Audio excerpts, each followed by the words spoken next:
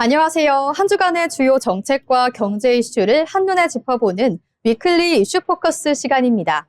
오늘은 최윤희, 박소연 아나운서와 함께하겠습니다. 안녕하세요. 안녕하세요. 네, 요즘 하루하루 바쁘게 보내고 계신 분들 많으시죠? 해야 할 일은 많은데 신경 쓸 것도 많고 정작 중요한 정보는 놓치기 쉬운 요즘입니다. 그래서 오늘은 여러분의 시간을 조금이라도 덜어드린다는 마음으로 꼭 알아두셔야 할 정책과 경제 이슈만 골라서 쉽게 전해드리겠습니다. 먼저 한 주간의 핵심 정책들을 정리해드리는 이슈 브리핑 시간입니다. 첫 번째 소식입니다.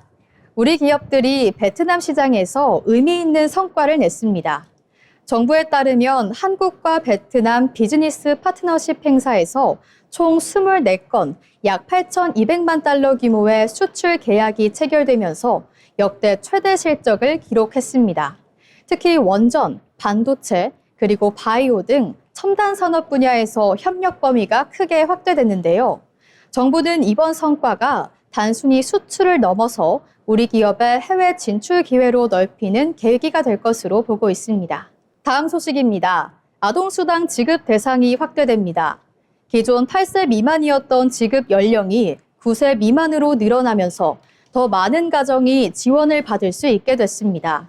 특히 그동안 지급이 중단됐던 일부 아동에게는 1월부터 3월분 수당이 소급 지급되는데요. 정부는 이번 조치를 통해 양육 부담을 줄이고 지역 간 지원 격차도 완화하겠다는 계획입니다. 다음 소식입니다. 정부가 불합리한 관행을 개선하기 위한 국가 정상화 프로젝트를 본격 가동합니다. 총리실을 중심으로 50개 중앙부처가 참여해 현장에서 제기된 문제와 국민 제안을 바탕으로 개선 과제를 발굴할 계획인데요. 하천 무단 점유와 같은 생활 속 불편 문제부터 행정 전반의 비효율까지 폭넓게 다룰 예정입니다.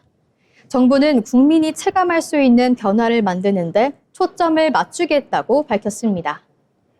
이렇게 여러 정책 소식 계속해서 저희와 함께 살펴보시겠습니다. 다음 소식은 최윤희 아나운서가 전해드립니다. 네, 먼저 이공계 교육 관련 소식입니다. 최근 대학 현장에서 기초 수학과 과학을 따라가기 어려워하는 이공계 신입생이 늘어나고 있는데요. 정부가 이 문제를 해결하기 위해 비수도권 대학을 중심으로 대규모 지원에 나섭니다. 과학기술정보통신부는 지역 이공계 대학생 기초 역량 강화 사업을 통해 선정된 대학 2곳에 각각 최대 135억 원씩 총 270억 원을 5년간 투입할 계획입니다. 핵심은 기초부터 다시 탄탄하게입니다. 대학은 신입생들의 학업 수준을 고려해 기초 수학과 과학 교육 과정을 전면 개편하고 전공 수업을 듣기 전에 반드시 이수해야 하는 기초 교과목을 단계적으로 운영하게 됩니다. 또 강의 방식도 달라집니다. 기존 대형 강의 대신 30명 내외의 소규모 수업과 조교가 함께하는 실습형 수업을 확대해 학습 밀도를 높인다는 방침입니다. 여기에 기초역량 강화센터도 신설됩니다. 학생들은 이 센터를 통해 자신의 기초 실력을 진단받고 맞춤형 학습 지원과 상담까지 받을 수 있게 됩니다. 정부가 특히 주목하는 부분은 지역 격차 해소입니다. 비수도권 대학에서 기초학력 부족 문제가 더 크게 나타나면서 이공계 인재 양성 자체가 지역별로 불균형해질 수 있다는 우려가 커지고 있기 때문입니다. 이번 사업을 통해 구축된 교육 모델은 다른 대학과 고등학교로도 확산될 예정입니다. 결국 이번 정책은 단순한 교육 지원을 넘어 AI와 첨단 산업 시대에 필요한 기초 체력 있는 인재를 지역에서도 안정적으로 키우겠다는 전략입니다. 다음 이슈입니다. 우리 일상과 직결된 보안 이슈인데요. 집이나 매장에서 사용하는 IP 카메라, 즉 홈캠이 해킹에 노출될 수 있다는 경고가 나왔습니다. 개인정보위원회는 IP 카메라 보안 강화를 위한 민간 협력 캠페인을 추진한다고 밝혔는데요. 핵심은 단 하나입니다. 비밀번호 반드시 바꾸셔야 합니다. IP 카메라는 스마트폰으로 언제 어디서든 영상을 확인할 수 있어 가정집이나 소규모 사업장에서 널리 사용되고 있습니다. 문제는 초기 설정 그대로 사용하는 경우입니다. 기본 계정과 비밀번호를 바꾸지 않으면 해커가 인터넷을 통해 쉽게 접근해 집 안이나 매장 내부 영상이 외부로 실시간으로 유출될 수 있습니다. 특히 병원과 필라테스 학원, 피부관리실처럼 사생활 노출 가능성이 높은 공간에서는 피해가 더 심각해질 수 있습니다. 이에 따라 정부는 보안점검 체크리스트를 배포하고 공공시설과 사업장을 중심으로 자율점검과 보안조치 이행을 확대할 계획입니다. 사용자가 꼭 지켜야 할 수칙도 제시됐습니다. 먼저 초기 비밀번호는 반드시 변경하고 주기적으로 업데이트해야 합니다. 또 비밀번호는 문자, 숫자, 특수문자를 포함한 8자리 이상으로 설정해야 합니다. 제품 선택도 중요합니다. 해외 직구 제품보다는 국내 인증을 받은 제품 사용하는 것이 보안 측면에서 훨씬 안전합니다. 결국 이번 이슈는 기술의 문제가 아니라 사용 습관의 문제라고 볼 수 있습니다. 단순한 설정 하나로 사생활 유출을 막을 수 있는 만큼 기본적인 보안 관리가 무엇보다 중요한 시점입니다. 네, 지역 인재 양성을 위한 투자부터 일상 속 보안 문제까지 우리 생활과 맞닿아 있는 이슈들이 이어지고 있습니다. 다음 정책 뉴스 박소연 아나운서가 전해드립니다.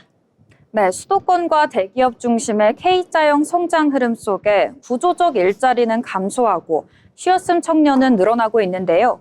정부가 스타트업 열풍 확산을 통해 새로운 성장 동력을 확보하기 위한 종합 대책을 내놨습니다.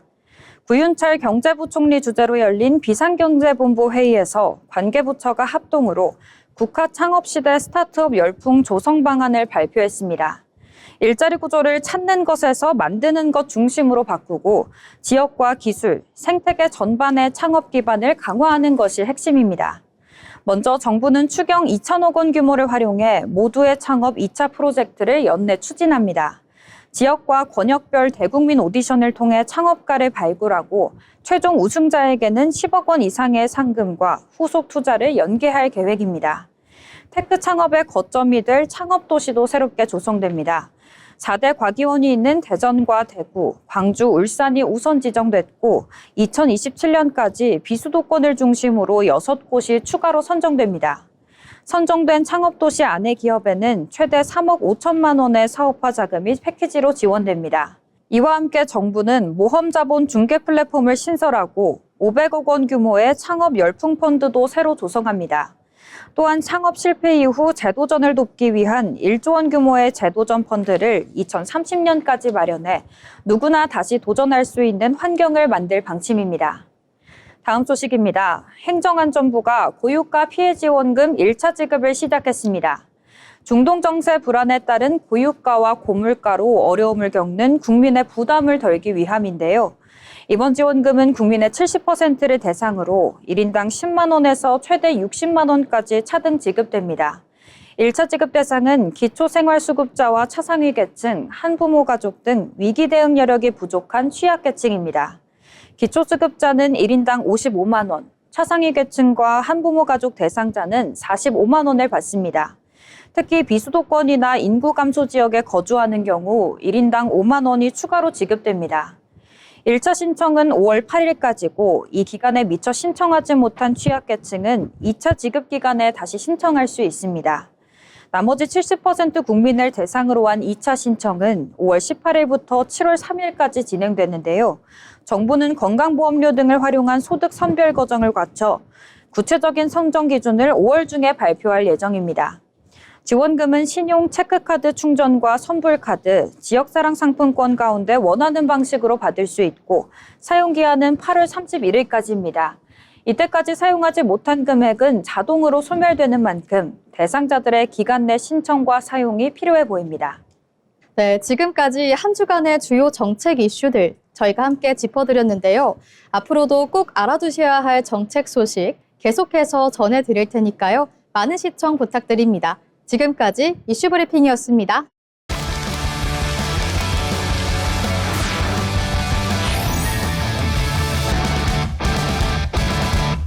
이번 시간은 우리의 미래를 바꾸는 산업들을 탐구하는 산업백과 시간입니다. 최윤희 아나운서, 오늘은 어떤 산업 준비해 주셨을까요? 네, 오늘은 지금 글로벌 시장에서 가장 빠르게 성장하고 있는 산업, 바로 우주 산업에 대해 이야기해 보겠습니다. 최근 스페이스 X의 기업 가치가 약 1조 7천억 원에 달할 것이라는 전망이 나오면서 우주 산업은 더 이상 국가의 기술 경쟁이 아니라 민간 기업이 돈을 버는 거대한 시장으로 바뀌고 있습니다. 이 변화 속에서 한국 우주 산업은 어디까지 와 있고 어떤 기회를 잡을 수 있을지 살펴보겠습니다. 과거 우주 산업은 철저히 국가 주도였습니다. 미국과 소련이 경쟁하던 시기에는 로켓 발사 자체가 기술력과 군사력을 과시하는 상징적인 이벤트였죠. 하지만 지금은 완전히 달라졌습니다. 우주 산업의 핵심은 얼마나 저렴하고 얼마나 자주 발사할 수 있느냐로 바뀌었습니다. 특히 스페이스X는 재사용 로켓이라는 개념을 도입하면서 발사 비용을 획기적으로 낮췄고, 이를 통해 우주를 반복 가능한 비즈니스로 만든 대표적인 기업입니다. 쉽게 말해 예전에는 로켓이 일회용 고가 장비였다면 지금은 여러 번 쓰는 우주 택배 트럭이 된 겁니다.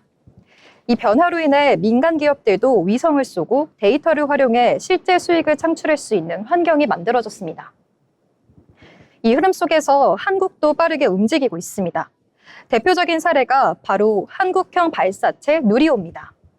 그동안 정부 주도로 개발해온 기술이 이제는 민간 기업으로 이전되면서 상업화 단계에 들어섰는데요. 특히 하나 에어로스페이스는 누리호의 제작부터 발사 운영까지 전 과정을 맡으며 한국 최초로 민간 주도 우주 발사 시대를 열었습니다. 스타트업들의 움직임도 활발합니다. 이노스페이스는 소형 위성 발사체 시험 발사를 진행하며 민간 발사 시장에 도전하고 있고, 페리즈 에어로스페이스는 재사용 로켓 핵심 기술인 엔진 개발에 집중하고 있습니다. 이처럼 대기업과 스타트업이 동시에 참여하면서 한국도 본격적인 뉴스페이스 시대에 진입하고 있다고 볼 수 있습니다. 그렇다면 우주 산업은 어디에서 돈을 벌까요? 핵심은 발사체 그 자체보다 그 주변에 생성된 생태계입니다. 예를 들어 인텔리안테크는 위성과 지상을 연결하는 안테나를 공급하며 글로벌 시장의 입지를 확보했고, 켄코 에어로스페이스는 로켓 핵심 부품을 공급하며 안정적인 매출 구조를 만들고 있습니다. 여기에 위성 데이터를 분석하고 활용하는 데이터 산업까지 포함하면 우주 산업은 단순 제조업이 아닌 플랫폼 산업에 가까운 구조라고 볼 수 있습니다. 정부 역시 민간 중심 생태계 구축에 속도를 내고 있습니다.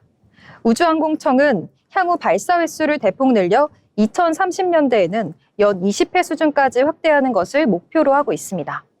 또 민간 기업 지원을 위해 2천억 원의 규모를 펀드를 조성하고 발사장 등 인프라도 개발하면서 기업들이 실제 사업을 할 수 있는 환경을 만들고 있습니다. 결국 앞으로의 핵심은 누가 더 많이 쏘느냐가 아니라 누가 더 저렴하고 안정적으로 발사하고 그 위에서 데이터를 활용해 수익을 만들어내느냐입니다. 우주는 이제 더 이상 먼 미래의 이야기가 아닙니다. 로켓을 쏘는 기술을 넘어 데이터와 서비스로 돈을 버는 산업으로 진화하고 있는데요. 글로벌 경쟁이 치열해지는 가운데 한국이 이 시장에서 어떤 역할을 할 수 있을지 앞으로의 흐름 계속 주목해 보시죠. 산업백과 시간이었습니다. 네, 우주가 이제 더 이상 먼 얘기가 아니라 새로운 산업과 기회의 영역으로 확장되고 있는데요. 앞으로도 우주 산업의 성장 흐름 눈여겨보시면 좋을 것 같습니다. 이어서 통계로 사회를 읽어보는 데이터픽 시간입니다. 최민경 아나운서가 전해드립니다. 숫자로 트렌드를 짚어보는 데이터픽 시간입니다. 오늘은 중고거래와 리커머스가 왜 익숙한 소비가 됐는지 살펴보겠습니다. 예전에는 중고거래라고 하면 안 쓰는 물건을 싸게 처분하는 정도로 떠올리는 경우가 많았죠. 하지만 요즘은 다릅니다. 당근에서 동네 물건을 사고 팔고, 번개장터에서 취향 아이템을 찾고, 또 중고시장에서 고가 자산까지 거래하는 일도 점점 더 익숙해지고 있는데요. 중고거래는 이제 단순한 알뜰 소비를 넘어 필요한 것을 합리적으로 사고 다시 되파는 일상적인 소비 방식으로 자리 잡아가고 있습니다. 그렇다면 리커머스는 실제로 얼마나 커졌고 사람들은 왜 점점 더 자연스럽게 중고거래를 선택하게 된 건지 알아보겠습니다. 숫자로 보면 중고거래 확산은 더 분명하게 드러납니다. 국내 리커머스 시장은 2025년 43조 원 규모로 성장할 것으로 전망됐는데요. 이제 중고거래는 일부 사람들만 이용하는 틈새 시장이 아닌 꽤 큰 소비 시장으로 자리 잡아가고 있습니다. 대표 플랫폼인 당근만 봐도 흐름은 뚜렷합니다. 당근은 2025년 한 해 중고거래 연결 건수가 1억 9천만 건에 달했다고 밝혔고 월간 활성 이용자 수도 2,100만 명 수준으로 집계됐습니다. 즉 동네 기반 중고거래가 이미 많은 사람들이 반복적으로 이용하는 생활 플랫폼이 됐다고 볼 수 있습니다. 그렇다면 왜 중고거래가 이렇게 익숙한 소비가 된 걸까요? 가장 먼저 떠오르는 배경은 물가 부담과 절약 소비입니다. 새 제품 가격이 부담스러워질수록 상태 좋은 중고 제품을 찾는 소비자도 늘어날 수밖에 없는데요. 하지만 지금의 리커머스는 단순히 아끼기 위한 소비만은 아닙니다. 취향 소비와 재판매 문화도 함께 커지고 있기 때문입니다. 실제로 중고나라에선 2025년 귀금속 카테고리 거래량이 전년 대비 103%, 거래액은 97.3% 증가했고 당근에서도 유명 명품 시계 거래량은 55%, 액세서리 역시 12% 늘었습니다. 즉 중고거래는 이제 원하는 물건을 합리적으로 사고 다시 가치 있게 되파는 소비 방식으로 바뀌고 있습니다. 이 흐름은 중고거래가 단순한 알뜰장터를 넘어가고 있다는 점에서도 분명합니다.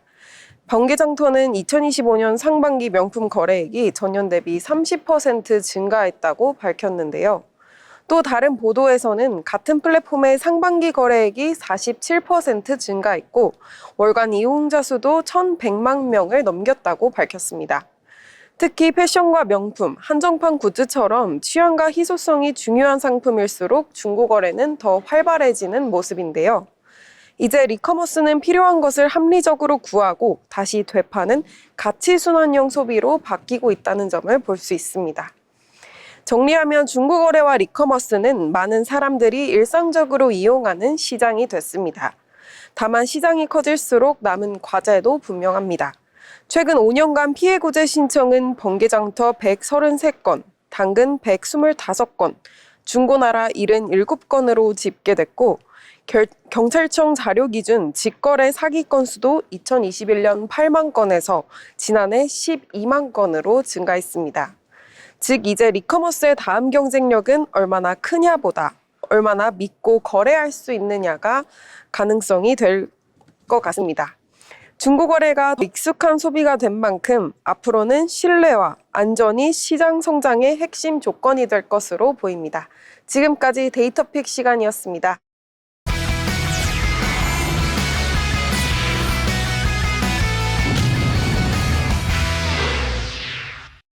이번 시간은 세상을 바꾸는 기술의 흐름을 짚어드리는 테크노트 시간입니다.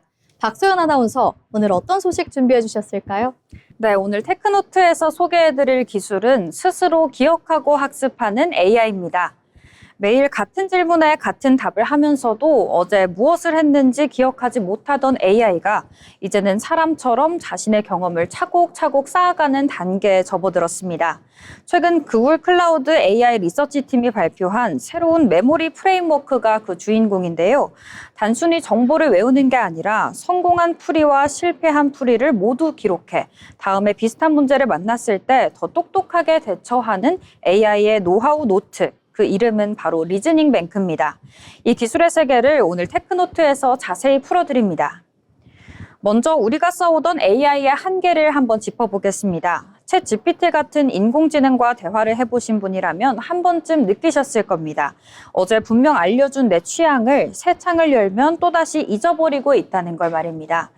이건 사실 AI 본인의 게으름이 아니라 구조적인 한계입니다. 거대 언어 모델은 한 번에 처리할 수 있는 정보량, 즉 컨텍스트 윈도우가 정해져 있습니다. AI의 머릿속 책상 크기가 정해져 있어 새로운 책을 올리면 오래된 책은 바닥으로 떨어지는 셈입니다. 지금까지 업계는 이 책상을 키우는 데만 집중해 왔습니다. 하지만 책상이 크다고 해서 어제 풀이 과정을 경험으로 정리해두는 것은 아니었습니다. 결국 AI는 매일 처음부터 다시 시작하는 신입사원의 한계를 벗어나지 못했던 겁니다. 이 한계를 정면으로 마주한 기술이 바로 리즈닝 뱅크입니다. 핵심 아이디어는 의외로 단순합니다. AI가 문제를 풀고 나면 그 풀이 과정을 별도의 기억 창고에 정리해 보관하자는 겁니다. 다만 이 기록 방식이 흥미로운데요. 구글 연구진은 모든 경험을 세 부분으로 나눠서 저장했습니다. 핵심 전략을 한 줄로 요약한 타이틀, 어떤 상황에 쓸모 있는지를 적은 설명, 그리고 실제 추론 단계를 담은 콘텐츠입니다. 마치 신입사원이 OJT 노트를 정리하듯 AI가 자기 자신을 위한 매뉴얼을 끊임없이 갱신하는 셈이죠. 여기서 또 하나 중요한 점은 성공한 풀이뿐 아니라 실패한 풀이도 함께 라벨링되는 사실입니다. 이 길로 가면 막힌다, 이 패턴은 위험하다는 걸 명시적으로 학습하니 같은 실수를 2번 반복할 가능성이 크게 줄어듭니다. 그렇다면 정말 더 똑똑해졌을까요? 결과는 인상적이었습니다. 연구팀은 리즈닝뱅크를 3가지 대표 벤치마크에서 검증했습니다. 실제 웹사이트 조작 능력을 보는 웹아레나, 처음 보는 사이트에서의 일반화 능력을 보는 마인드2웹, 그리고 기터브 저장소에서 버그를 잡는 SWE 벤치까지 다양한 환경이었는데요.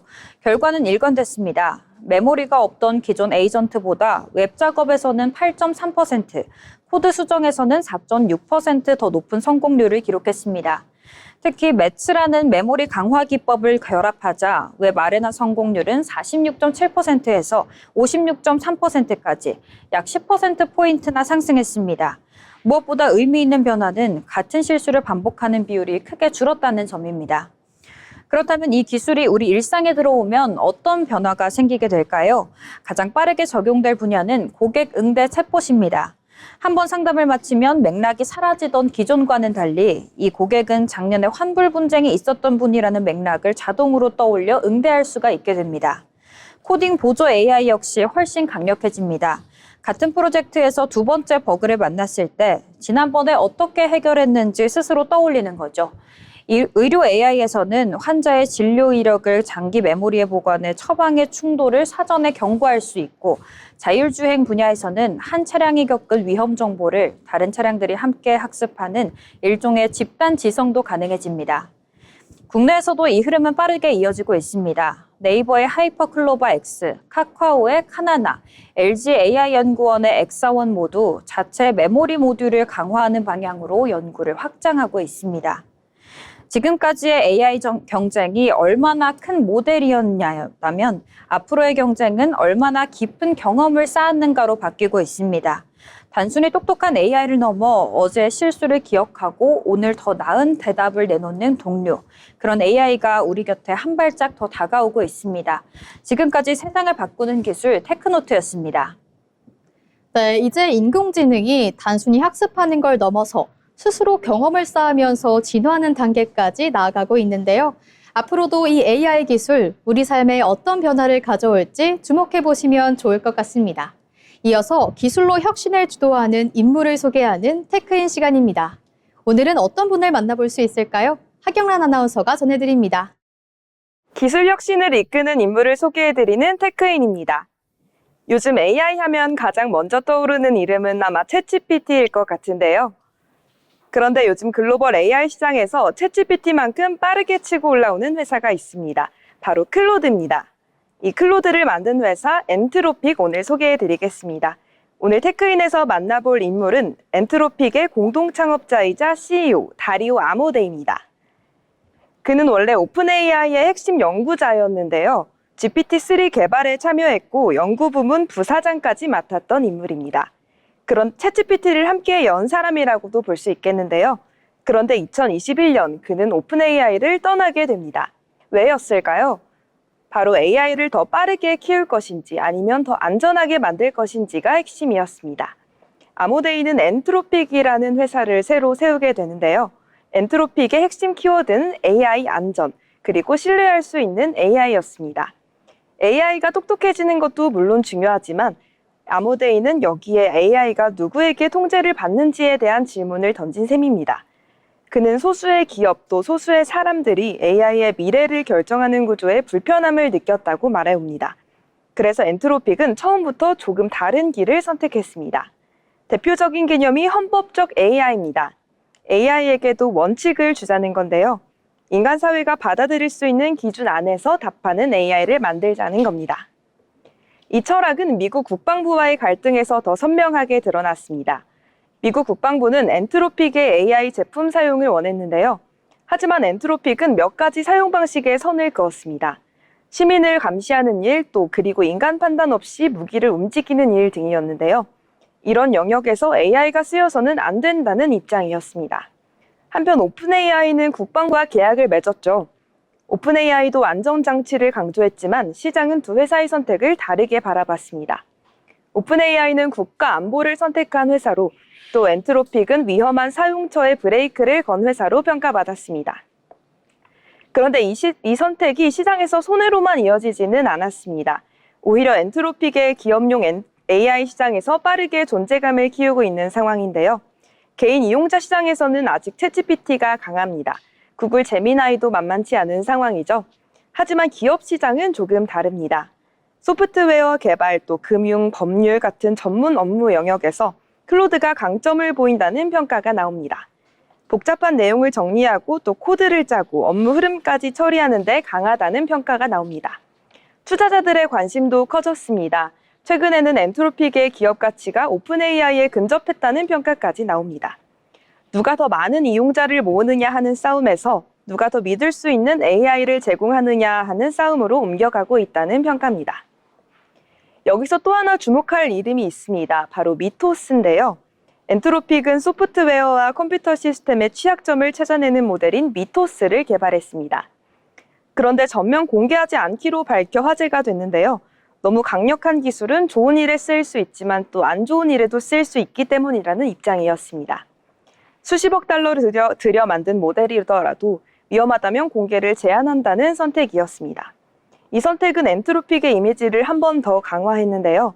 빠른 공개보다 안전한 통제가 아모데이식의 AI 전략이라고 볼 수 있을 것 같습니다. 물론 엔트로픽에도 숙제는 있습니다. 클로드 학습 과정에서 책 데이터를 활용한 문제로 저작권 논란이 있기도 했죠. AI 안전을 말하는 회사라면 그 AI를 만들기 위해 어떤 데이터를 썼는지도 중요합니다. 앞으로의 AI 시장에서 가장 빠른 AI가 이길까요? 아니면 가장 똑똑한 AI가 이길까요? 그것도 아니라면 가장 믿을 수 있는 AI가 이길지도 모릅니다.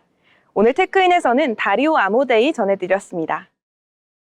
저희 테크인에서는 앞으로도 우리 삶을 바꿀 혁신가들 계속해서 소개해드리겠습니다. 지금까지 테크인이었습니다.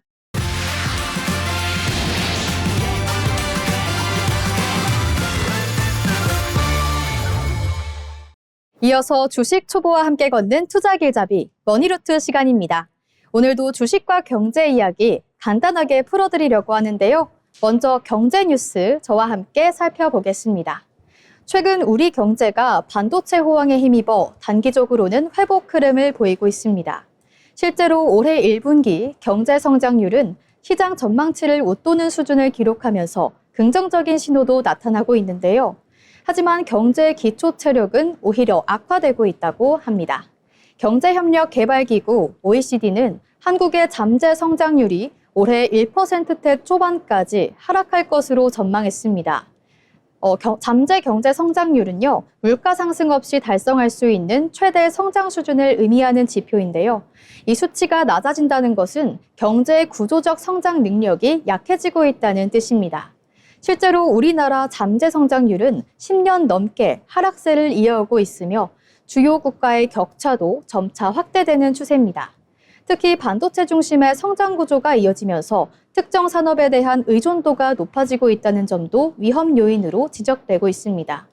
전문가들은 저출생과 고령화, 생산성 둔화 등 구조적인 문제를 해결하지 않으면 장기적인 성장 둔화가 이어질 수 있다고 보고 있습니다.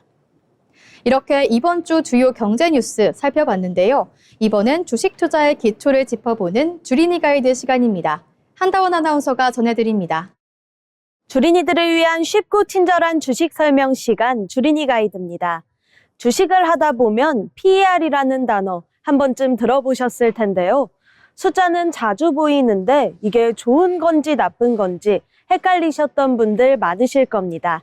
그래서 오늘은 PER이 무엇인지 그리고 이 숫자를 어떻게 해석해야 하는지 흐름 중심으로 쉽게 설명해 드리겠습니다. 특히 처음 주식을 접하신 분들도 이해할 수 있도록 최대한 쉽게 풀어서 설명해 드리겠습니다. 먼저 PER입니다. PER은 주가 수익 비율이라는 뜻으로 현재 주가가 이 회사의 이익에 비해 얼마나 높은지를 나타내는 지표입니다. 조금 더 쉽게 풀어보면 이 회사가 지금처럼 돈을 번다고 가정했을 때 내가 투자한 돈을 몇 년 만에 회수할 수 있는지를 보여주는 숫자라고 볼 수 있습니다. 여기서 중요한 점은 이 이익이 보통 최근 1년 기준으로 계산된다는 점입니다. 즉, 과거의 실적을 기준으로 만들어진 숫자라는 뜻이기도 하죠. 그래서 현재 상황을 이해하는 데는 도움이 되지만 미래를 그대로 보여주는 숫자는 아니라는 점도 함께 기억하셔야 합니다. 예를 들어 보겠습니다. 어떤 회사의 PER이 10이라고 하면 이 회사의 이익이 앞으로도 비슷하게 유지된다는 가정하에 약 10년이면 내가 투자한 돈을 벌어들일 수 있다는 의미입니다. 반대로 PER이 20이라면 같은 조건에서 약 20년이 걸린다는 뜻입니다. 일반적으로는 PER이 낮으면 저평가, 높으면 고평가라고 이야기하는 경우가 많습니다. 숫자만 놓고 보면 당연히 PER이 낮은 기업이 더 좋아 보일 수 있습니다. 투자금을 더 빠르게 회수할 수 있기 때문인데요. 하지만 여기서 한 가지 중요한 점이 있습니다. PER은 단순히 현재 기준으로 계산된 숫자라는 점입니다. 즉, 지금 이익이 앞으로도 계속 유지된다는 전제가 깔려 있는 건데 실제로는 그렇지 않은 경우가 훨씬 많습니다. 예를 들어 앞으로 이익이 줄어들 것으로 예상되는 기업은 현재 이익 기준으로 계산된 PER이 낮게 나타날 수 있습니다. 겉으로 보기에는 싸 보이지만 실제로는 성장성이 떨어지는 기업일 가능성도 있는 겁니다. 또 하나 생각해 볼 점은 기업의 이익은 경기나 산업 상황에 따라 크게 변할 수 있다는 점입니다. 특히 경기 영향을 많이 받는 업종의 경우 같은 기업이라도 시기에 따라 PER이 크게 달라질 수 있습니다. 반대로 앞으로 빠르게 성장할 것으로 기대되는 기업은 현재 이익이 아직 크지 않기 때문에 PER이 높게 나타나는 경우가 많습니다. 이 경우에는 지금은 비싸 보이더라도 미래 이익을 기준으로 보면 오히려 합리적인 가격일 수 있습니다. 그래서 PER은 단순히 숫자만 보고 판단하기보다는 맥락과 함께 봐야 하는 지표입니다. 특히 중요한 것은 두 가지입니다. 첫째, 같은 업종 내에서 비교하는 것입니다. 그리고 또 둘째, 이 회사의 성장 가능성입니다. 이 두 가지를 함께 보지 않으면 숫자의 의미를 잘못 해석할 수 있습니다. 여기에 더해 시장 전체의 상황도 함께 고려할 필요가 있습니다. 금리가 낮고 유동성이 풍부한 시기에는 전반적으로 PER이 높아지는 경우가 있고 반대로 시장이 위축될 때는 PER이 낮아지는 경우도 많습니다. 결국 PER은 이 회사가 싸다 비싸다를 단정적으로 알려주는 숫자가 아니라 이 가격이 어떤 기대를 반영하고 있는지를 보여주는 지표입니다. 정리해보면 PER은 주가가 이익에 비해 비싼지 저렴한지를 판단할 때 활용되는 중요한 지표지만 그 숫자 자체보다 더 중요한 것은 그 숫자가 왜 그렇게 형성됐는지를 아는 것입니다. 결국 투자에서 중요한 건 숫자 하나가 아니라 그 숫자를 읽어내는 힘입니다. 지금까지 주린이 가이드였습니다. 네, 이어서 코스피 상장 기업을 분석해보는 코스피 가이드 시간입니다. 최윤희 아나운서, 오늘 어떤 기업 준비하셨을까요? 네, 오늘 분석할 기업은 바로 조선업 대표 기업 HD 현대중공업입니다. 최근 이 종목에서 가장 주목해야 할 포인트는 선박이 아니라 엔진 사업입니다. 특히 중속 엔진 수요가 빠르게 늘어나면서 회사의 성장 스토리가 조선에서 에너지 인프라 영역으로 확장되고 있는데요. 현재 HD 현대중공업의 연간 중속 엔진 생산 능력은 약 400만 마력 수준인데 이미 수주 물량으로 상당 부분이 채워진 상태입니다. 즉, 지금은 얼마나 더 수주하느냐보다 얼마나 더 생산할 수 있느냐가 중요한 구간에 들어섰다고 볼 수 있습니다. 이 수요 증가의 핵심 배경은 바로 데이터 센터입니다. AI 확산으로 글로벌 데이터 센터 전력 수요가 급증하면서 안정적인 전력 공급을 위한 기저 발전 설비 수요가 빠르게 늘고 있습니다. 여기서 중속 엔진이 중요한 역할을 합니다. 시장에서는 2030년까지 데이터 센터 전력 수요 증가에 대응하기 위해 중속 엔진이 5,000대 이상 필요할 것으로 보고 있습니다. 실제로 글로벌 경쟁사인 바르질라도 생산 능력 확대 투자를 결정했는데요. 이런 흐름은 중속 엔진 시장 자체가 구조적으로 성장 국면에 들어섰다는 신호로 해석됩니다. HD 현대중공업 역시 전용 생산 라인 증설 가능성이 거론되면서 중장기 실적 성장 기대가 커지고 있습니다.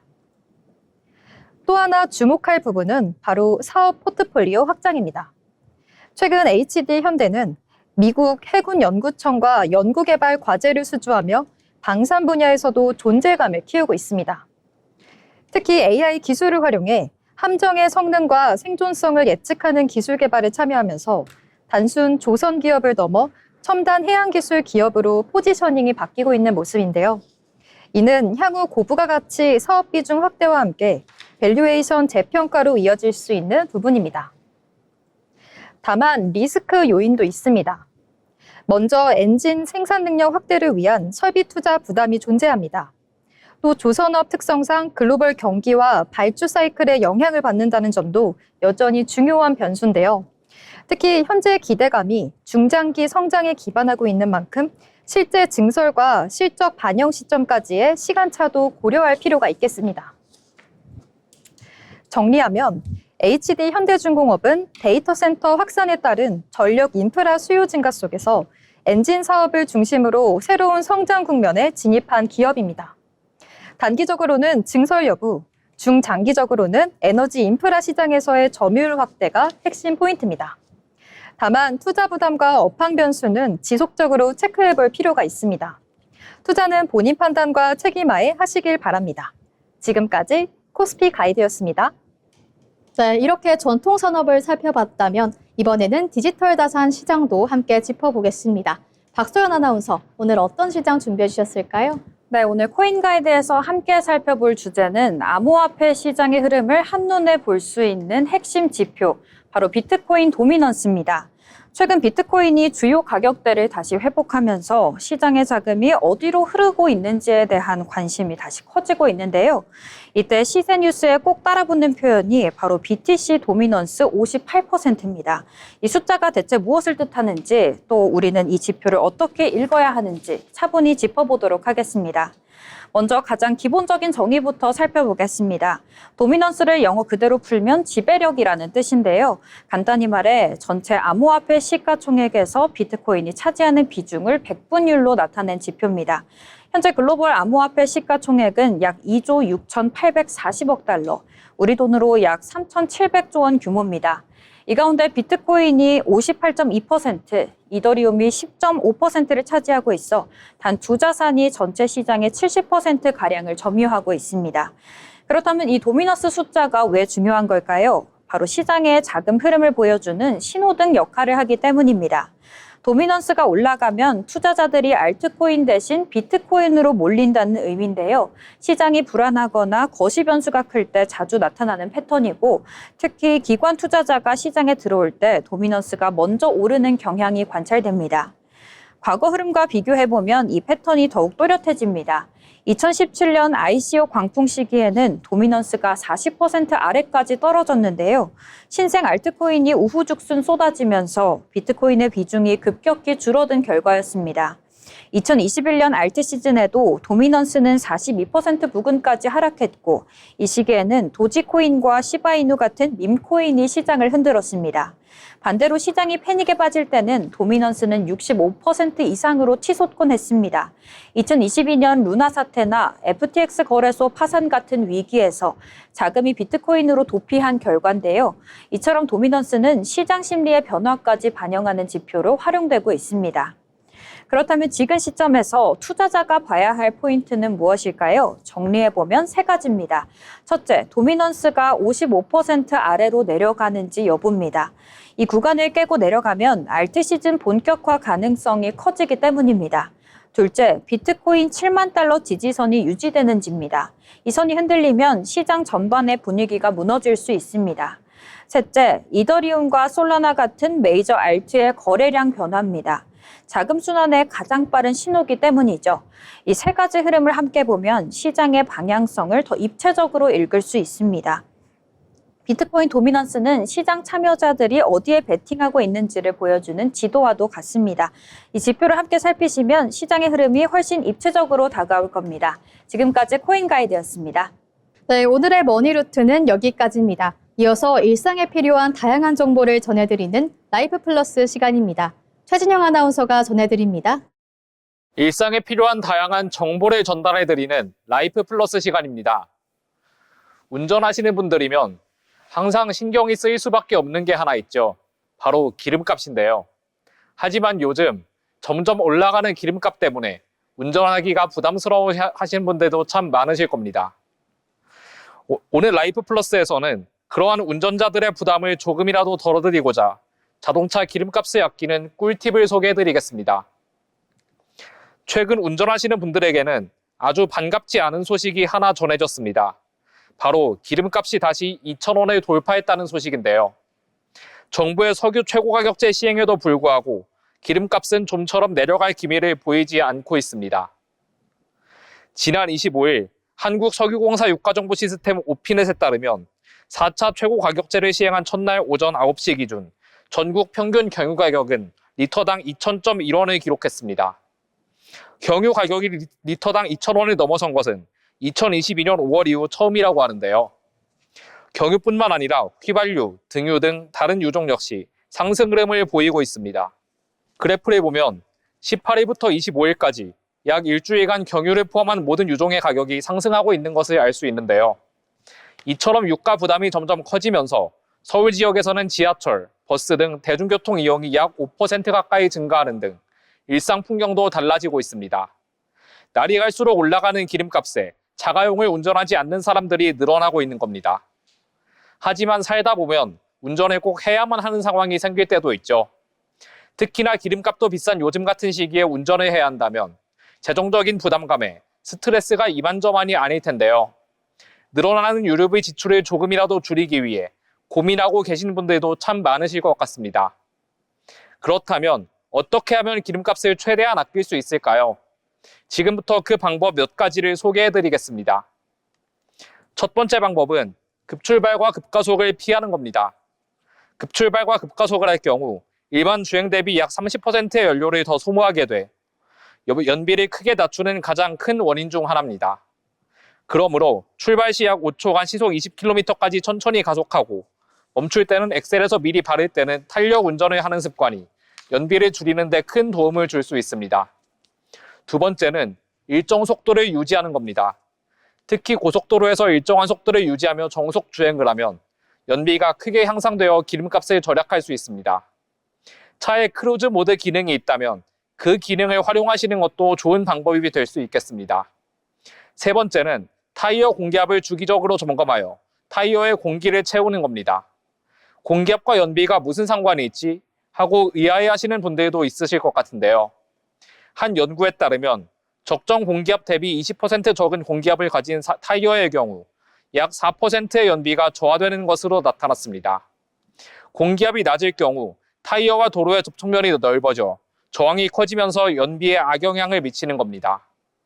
때문에 연비를 높이기 위해서는 주기적으로 타이어를 점검하여 적정 공기압을 확보하는 것도 중요하다고 할 수 있겠습니다. 네 번째는 불필요한 짐을 줄이는 겁니다. 무게가 늘면 그만큼 연료 소모가 증가하여 연비를 낮추는 원인이 되므로 불필요한 짐을 빼서 차 트렁크를 최대한 가볍게 만드는 것이 중요합니다. 마지막으로 공회전을 줄이는 것도 연비 상승에 큰 도움이 될 수 있습니다. 환경부에 따르면 하루 10분 공회전을 할 경우 연간 50리터 이상의 연료가 더 사용된다고 합니다. 이를 최근 기름값에 대입하면 1년에 10만 원 이상을 더 쓰게 되는 셈인데요. 불필요한 공회전을 자제한다면 낭비하는 기름을 줄여 기름값을 절약하는 데 큰 도움이 될 수 있습니다. 작년 말 기준 우리나라의 자동차 등록 대수는 2,600만 대를 넘어섰다고 합니다. 그리고 그중 내연기관 차량은 약 2,300만 대로 전체 차량의 대부분을 차지하고 있습니다. 그래서 유가의 상승이 사람들에게 큰 스트레스를 주는 것은 어찌 보면 당연하다고 볼 수 있겠는데요. 안 그래도 현대사회에는 스트레스 받을 일이 많은데 기름값으로 인한 스트레스는 조금 덜어두시는 게 좋지 않을까요? 오늘 설명해드린 기름값 아끼는 꿀팁들 잘 기억하셔서 기름값 부담을 조금이나마 덜 수 있으셨으면 좋겠습니다. 지금까지 라이프 플러스였습니다. 네, 오늘 최진영 아나운서가 알려드린 절약 팁으로 일상 속 작은 변화부터 실천해 보시면 좋을 것 같습니다. 이어서 스포츠를 전해드리는 스포츠 프리즘 시간입니다. 김하늘 아나운서가 전해드립니다. 스포츠 프리즘입니다. 날씨가 따뜻해진 요즘 도심 곳곳에서 러닝을 즐기는 사람들이 눈에 띄게 늘고 있습니다. 이른바 러닝 인구 1000만 시대, 우리나라 국민 5명 중 1명은 러닝을 하고 있다고 합니다. 한강공원이나 도심 러닝 코스는 물론 퇴근 후 가볍게 달리는 저녁 러닝까지 이제는 일상 속 하나의 문화로 자리 잡은 것 같은데요. 오늘 스포츠 프리즘에서는 러닝 열풍에 대해 함께 알아보겠습니다. 러닝은 혼자 하는 운동을 넘어 러닝 크루라는 새로운 형태의 문화로 빠르게 확산되고 있습니다. SNS를 통해 모인 사람들이 정해진 시간과 코스에 맞춰 함께 달리며 단순한 운동을 넘어 하나의 커뮤니티로 발전하고 있는 겁니다. 이런 러닝 크루는 운동과 인간관계를 동시에 충족시키는 소셜 스포츠로 주목받고 있는데요. 특히 2030 세대를 중심으로 취미와 자기관리를 동시에 추구하는 트렌드와 맞물리며 빠르게 확산되고 있습니다. 마라톤 동호회 사이트 마라톤 온라인에 따르면 지난해 국내 마라톤 대회는 약 530개로 전년 대비 136개 증가했습니다. 국민생활체육조사에서도 달리기 참여 비율은 2024년 4.8%에서 2025년 기준 7.7%로 상승한 추세를 보이면서 러닝이 생활형 운동으로 확산되고 있음을 알 수 있습니다. 그렇다면 이렇게 러닝이 유행하는 이유는 뭘까요? 먼저 접근성이 높다는 점입니다. 별도의 비용이나 장비 부담이 적고 시간과 장소의 제약 없이 누구나 쉽게 시작할 수 있습니다. 특히 코로나19 팬데믹 시기를 거치며 러닝은 더욱 주목받게 됐는데요. 실내 체육시설 이용이 제한되고 단체 스포츠 활동이 어려워지면서 혼자 또는 소규모로 가능한 러닝이 대표적인 비대면 운동으로 자리 잡은 것입니다. 경제적인 측면에서도 장점이 있습니다. 골프나 테니스처럼 큰 비용이나 시설이 필요한 운동과 달리 러닝은 비교적 적은 비용으로 시작할 수 있어 부담이 적다는 점도 인기 요인으로 꼽힙니다. 여기에 SNS 문화 역시 러닝 열풍을 가속화하고 있습니다. 이른바 런스타그램 문화 속에서 서로를 응원하는 흐름이 형성되고 있습니다. 또한 달린 경로를 활용해 그림을 그리는 GPS 아트처럼 러닝을 하나의 콘텐츠로 즐기는 방식도 확산되고 있습니다. 러닝은 신체적 그리고 정신적 건강 측면에서 다양한 장점을 가지고 있습니다. 러닝은 심폐지구력 향상과 체중 관리에 도움이 될 뿐만 아니라 스트레스 해소와 기분 전환에도 효과적인 운동으로 알려져 있습니다. 또한 규칙적인 러닝은 생활 리듬을 안정시키고 꾸준한 자기관리 습관을 형성하는 데에도 긍정적인 영향을 줍니다. 특히 혼자 운동을 지속하기 어려웠던 사람들에게는 이 러닝크루 활동이 동기부여를 높이는 요소로 작용하고 있습니다. 하지만 러닝 열풍 속에서 주의해야 할 점도 반드시 존재합니다. 준비 없이 장거리나 고강도 러닝을 시작할 경우 무릎과 발목, 허리 등에 부담이 쌓이며 부상으로 이어질 수 있는데요. 특히 러닝 인구 증가와 함께 족저근막염 환자도 꾸준히 늘어나고 있습니다. 건강보험심사평가원에 따르면 족저근막염 환자는 2020년 약 25만 명에서 2024년 약 29만 명으로 증가한 것으로 나타났습니다. 족저근막염은 발바닥을 지지하는 근막에 반복적인 자극이 쌓이면서 발생하는 질환입니다. 갑작스러운 운동량 증가, 딱딱한 지면에서의 러닝, 쿠션이 부족한 신발 착용 등이 주요 원인으로 꼽힙니다. 대표적인 증상은 아침에 일어나 첫 발을 디딜 때 느껴지는 뒤꿈치 통증입니다.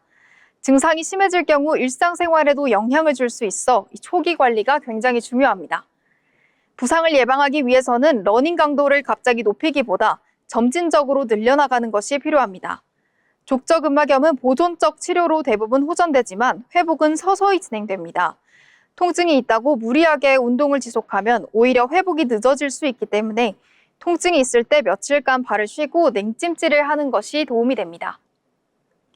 또한 충격 흡수가 가능한 기능성 러닝화를 착용하고 필요에 따라 맞춤형 깔창을 활용하면 발바닥에 집중되는 압력을 분산시킬 수 있습니다.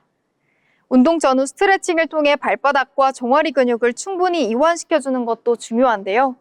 앉은 자세에서 엄지발가락을 잡아 발등 쪽으로 천천히 당겨 약 5분에서 10분 정도 유지하면 근막 이완에 효과적입니다. 무엇보다 통증이 발생할 경우 무리하게 운동을 지속하기보다 스트레칭과 함께 충분한 휴식을 취하는 것이 가장 중요합니다. 전문가들은 러닝을 유행이 아닌 지속 가능한 접근으로 해야 한다고 강조합니다. 러닝은 누구나 쉽게 시작할 수 있다는 점에서 큰 강점이 있지만 그렇기에 더욱 위험할 수도 있는 운동입니다. 러닝을 시작하기 전 자신의 몸 상태를 고려하고 올바른 방법으로 실천해야 비로소 건강한 습관으로 이어질 수 있습니다. 빠르게 달리는 것보다 중요한 건 오래 그리고 건강하게 달리는 것입니다. 지금까지 스포츠 프리즘이었습니다. 네, 러닝 열풍 이야기를 끝으로 오늘 방송 여기서 마치겠습니다. 시청해주신 여러분 고맙습니다.